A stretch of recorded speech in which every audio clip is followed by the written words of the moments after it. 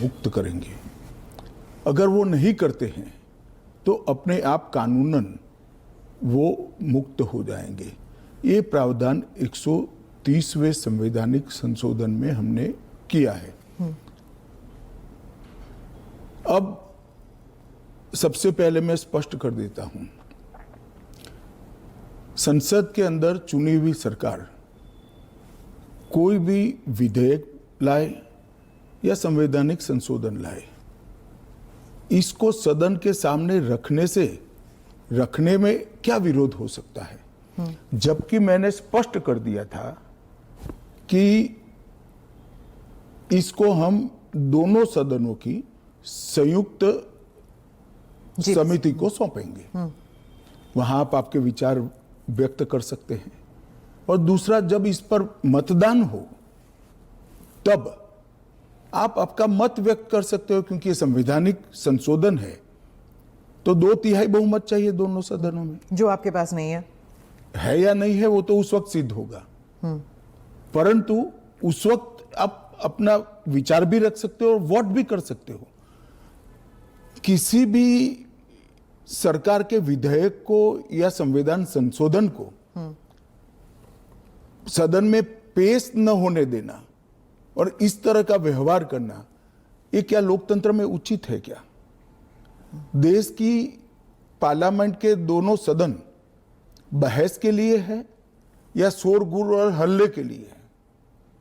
मुद्दे का विरोध हमने भी देखा है, हमने भी करा है, परंतु बिल को पेश न होने देने की एक प्रकार की मानसिकता मैं नहीं मानता हूं कि ये लोकतांत्रिक है और विपक्ष को देश की जनता के सामने इसका जवाब देना पड़ेगा। उनका जो मैनर ऑफ प्रोटेस्ट है उसके बारे में मैं बाद में पूछूंगी, लेकिन ये जो गंभीर आरोपों का जो दायरा है, क्या आप स्पष्ट कर सकते हैं कि गंभीर आरोप क्या है? स्पष्ट कर सकती है क्या?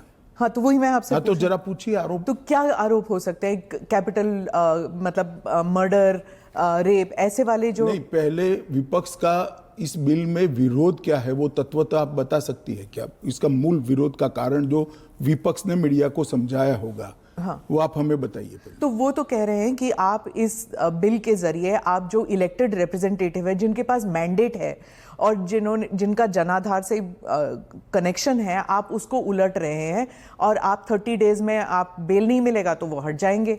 और ये तो it is like political suicide या पॉलिटिकल मर्डर।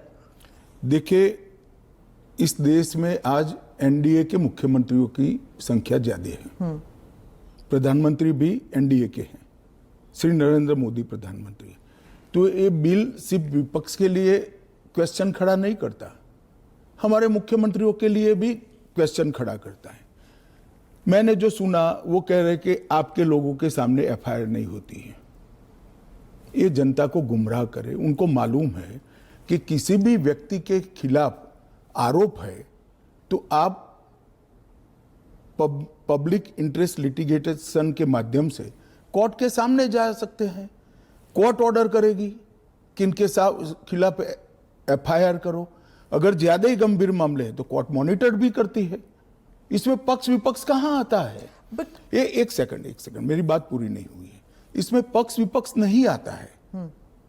और दूसरी बात, इसमें 30 दिन तक जमानत का प्रावधान किया गया है। अगर फर्जी टाइप का केस है तो देश की हाई कोर्ट और सुप्रीम कोर्ट आंख मूंद कर नहीं बैठे हैं। किसी भी केस में हाई कोर्ट और सुप्रीम कोर्ट को जमानत देने का अधिकार है। अगर जमानत नहीं मिलती है तो आपको पद छोड़ना पड़ेगा। मैं एएनआई के माध्यम से देश की जनता को और पूरे विपक्ष को भी पूछना चाहता हूं, क्या कोई मुख्यमंत्री, कोई प्रधानमंत्री या कोई मंत्री जेल में रहकर सरकार चला सकता है क्या? इस देश के लोकतंत्र के लिए शोभारूप है क्या? और अगर 30 दिन के बाद जमानत मिल जाती है तो वो फिर से शपथ ले सकते हैं। हम multi party parliamentary democratic system में है। जब आपके पास सदन में बहुमत होता है, एक मुख्यमंत्री को किसी भी कारणसर जेल में जाना पड़ा, 30 दिन तक जमानत नहीं हुई, तो अब वो पदमुक्त हो जाएंगे, परंतु उनका बहुमत तो बना रहेगा। जैसे ही मुक्त होंगे वो फिर से मुख्यमंत्री बन सकते हैं। ये जो गंभीर आरोप होते हैं इन लोगों के खिलाफ, वो उनको साबित करने के लिए या उनसे छुटकारा पाने के लिए इतना वक्त लग जाता है। आप जैसे जो डेमोक्रेसीज हैं, बाकी डेमोक्रेसीज हैं, वहाँ पे क्या होता है कि वो हट जाते हैं और फिर वापस आते हैं। यहाँ पे तो जेल में डाल देते हैं। देखिए, जेल में डालने का जो प्रावधान है वो एनडीए सरकार ने नहीं बनाया है, वो सालों से यहाँ चल रहा है। दूसरी बात कि ये जो आपने कहा कि गंभीर आरोप की व्याख्या क्या होगी, तो उसमें हमने व्याख्या कर दी है कि 5 साल से ज्यादा सजा का जहां प्रावधान है वहां पर उनको पद छोड़ना पड़ेगा। कोई छुटपुट आरोप के लिए पद नहीं छोड़ना है, मगर जिन पर करप्शन के आरोप है या 5 साल से ज्यादा सजा के आरोप है ऐसे मंत्री, मुख्यमंत्री या प्रधानमंत्री जेल में बैठकर सरकार चलाए, ये कितना उचित है। पर दोष के ऊपर कैसे कर सकते हैं? पहले मैं आपको सिद्धि तो हो जाए ना। मैं आपको बताना चाहता हूं, आज भी भारत के जनप्रतिनिधित्व कानून जो है उसके अंदर प्रावधान है कि किसी भी चुने हुए प्रतिनिधि को 2 साल या इससे अधिक समय के लिए सजा होता है तो वो अपने स्थान से मुक्त हो जाएंगे सांसद के रूप में। अब उस पर हाई कोर्ट की अपील बाकी है, इस पर सुप्रीम कोर्ट की अपील बाकी है, मगर एक मॉरल ग्राउंड तय करने के लिए कानून आजादी मिली तब से बना है। इस पर भी आर्गुमेंट होता है कि भाई वो हाई कोर्ट से छूट जाएंगे, वो सुप्रीम कोर्ट से छूट जाएंगे, क्योंकि अपील फाइनल नहीं हुई है। तो जैसे ही छूटते हैं उनकी सदस्यता रिवाइव हो जाती है। कई सारे लोगों की सदस्यता समाप्त हो गई और तुरंत रिवाइव भी हुई, ऊपर से सजा का स्टे मिलने के बाद। पर इस दौरान उनका राजनीतिक कुछ नहीं होता है ना सर। सत्येंद्र जैन का देख लीजिए, उनके 4 साल कौन लौटाएगा? उनकी जो पॉलिटिकल लाइफ है वो तो खत्म हो गई ना। नहीं, मगर 4 साल तक उनको जमानत नहीं मिला, केस अभी चालू है। हाँ, तो पर उसके बाद सीबीआई का जो रिपोर्ट है वो कोर्ट ने एक्सेप्ट कर लिया ना। आप भयंकर भ्रांति में हो। जिस एफआईआर में वो 4 साल जेल में रहे, वो एफआईआर में क्लोजर रिपोर्ट नहीं भरी गई है। क्लोजर रिपोर्ट 2022 के केस में भरी गई। जिन 4 केसों में वो जेल में गए थे और लंबे समय तक रहे, वो 4 केसों में सीबीआई ने चार्जशीट किया है और वो ट्रायल फेस कर रहे हैं। मगर आप पार्टी के प्रोपेगेंडा का आप शिकार हो। सत्येंद्र जैन जी को जिस केसों में लंबा समय जेल में रहना पड़ा, वो सारे के सारे केसों में चार्जशीट हुआ है और वो ट्रायल फेस कर रहे हैं। और अरविंद केजरीवाल जो थे, उनका भी ऐसे ही हुआ था, बेल मिला और फिर उसके बाद वो वापस आ गए। क्या यही होने वाला है हर नॉन बीजेपी चीफ मिनिस्टर के साथ? तो आप मुझे एक बात का सवाल जवाब दीजिए। नॉन बीजेपी छोड़ दीजिए, दोनों के लिए समान कानून है, परंतु किसी ने भी जेल से सरकार चलानी चाहिए क्या? आजादी से अब तक कई सारे नेता जेल में गए, कई सारे मुख्यमंत्री भी गए, मंत्री भी गए, और सबने इस्तीफा देकर जेल में गए। अभी अभी एक ट्रेंड शुरू हुआ कि जेल में जाने के बाद भी इस्तीफा नहीं देना।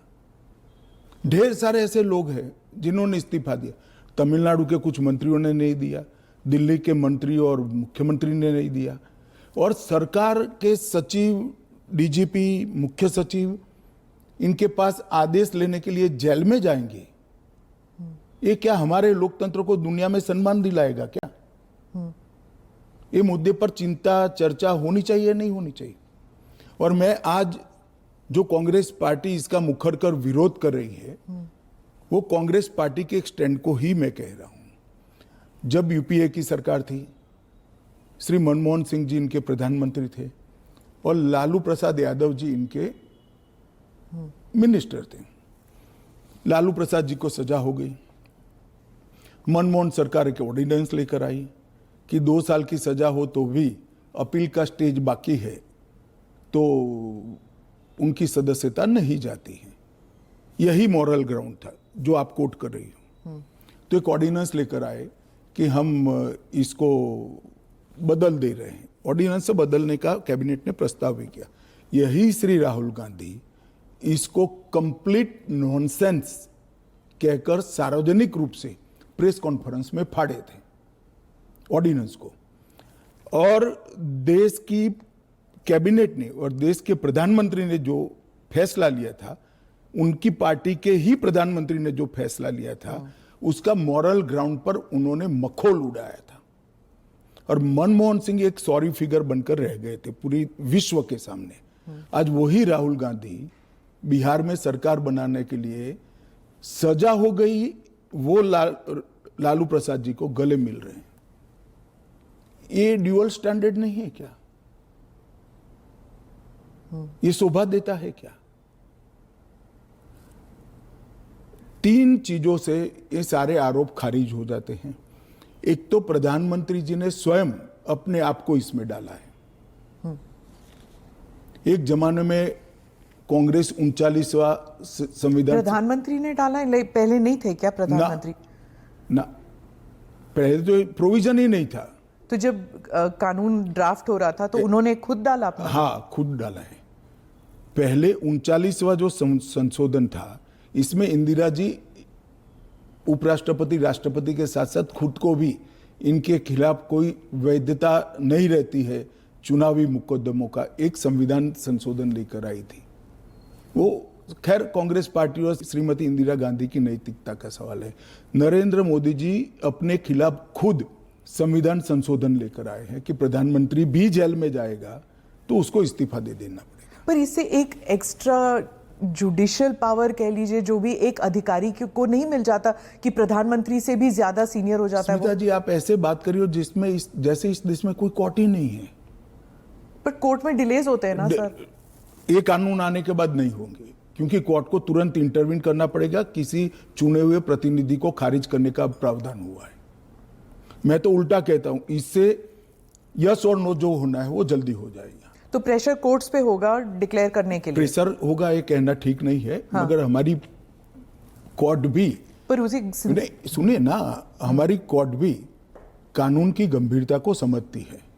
जब 30 दिन के बाद पद छोड़ना है तो वो उसके पहले इसका फैसला करेगी कि बेल मिलना चाहिए या नहीं मिलना चाहिए। हाईकोर्ट में जब केस गया कि श्री केजरीवाल जेल में है, तब उनको वहां से इस्तीफा देने चाहिए। एक पब्लिक इंटरेस्ट लिटिगेशन फाइल हुआ। हाईकोर्ट ने कहा कि हम सैद्धांतिक रूप से मानते हैं कि इनको छोड़ देना चाहिए मॉरल ग्राउंड पर, परंतु अभी के कानून में कोई प्रावधान नहीं है। चलिए, अब कानून में प्रावधान हो गया। मेरा बहुत स्पष्ट मानना है, मेरी पार्टी का मानना है, देश के प्रधानमंत्री का मानना है कि इस देश में कोई भी मुख्यमंत्री हो, मंत्री हो, तो यहाँ